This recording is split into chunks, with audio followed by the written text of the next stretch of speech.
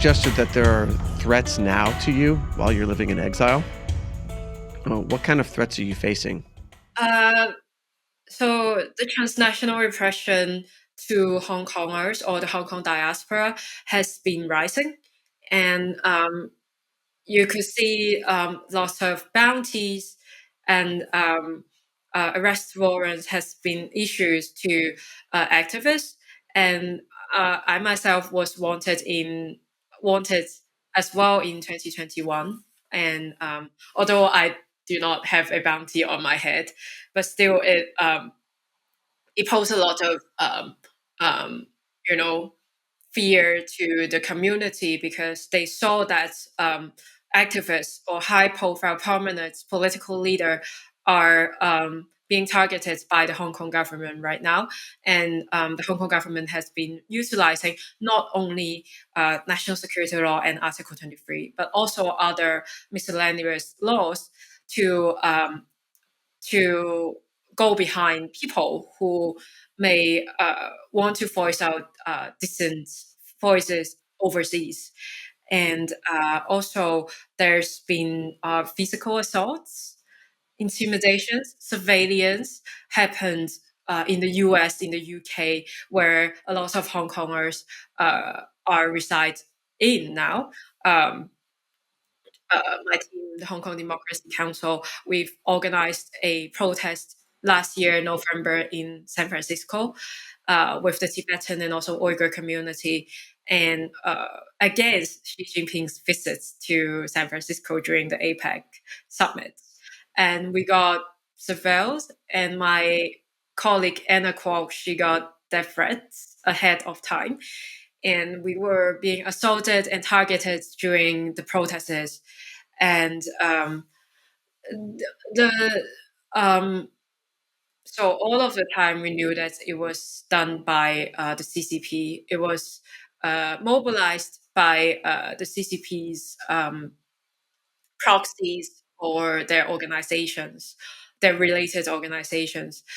But then recently, there's been developments in the UK that a few of the intelligence agents were revealed by the UK courts that it was directly, suspiciously, was directly um, uh, appointed or directly from the Hong Kong government. These sort of intelligence activities to Hong Kongers or to Hong Kong activists, and so all sort of transnational repression or surveillance or harassment has been ongoing within the Hong Kong diaspora as well.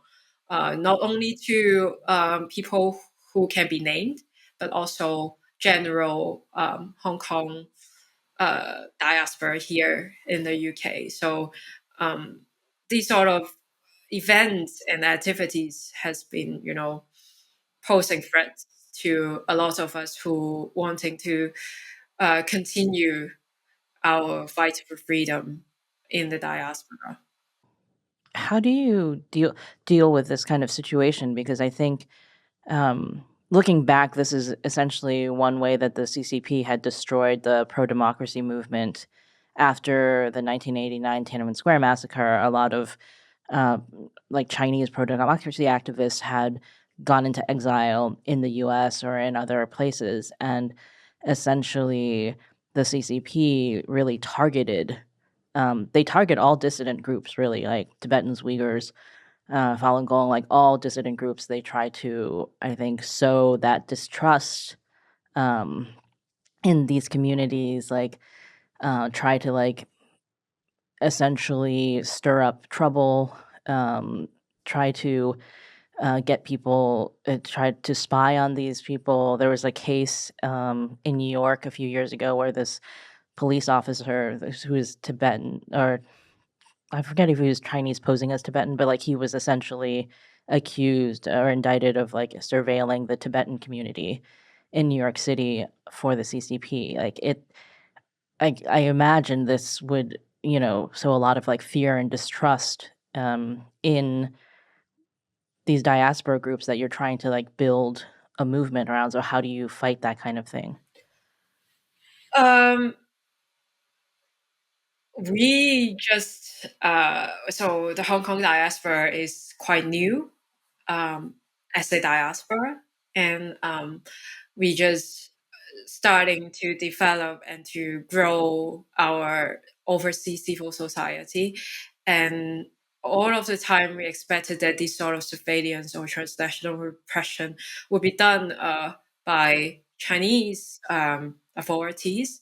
Um, it, the news is still relatively new to us, and I must say we are still learning and trying um, to trying to make ways, to cater or to sort out what should we do in order to tackle these sort of issues. And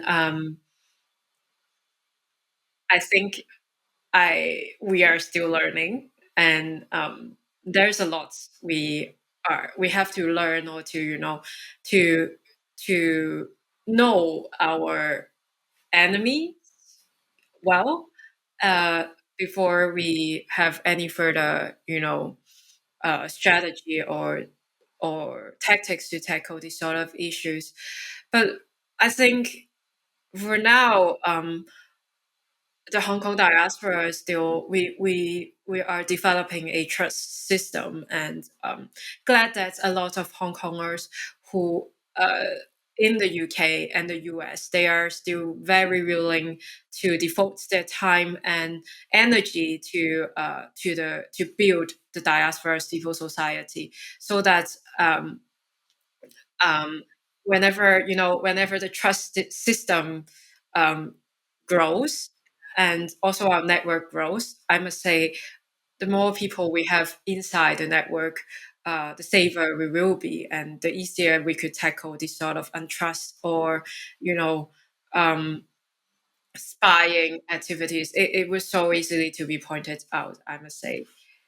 Yeah, but we are taking extra steps to to be cautious to this issue too.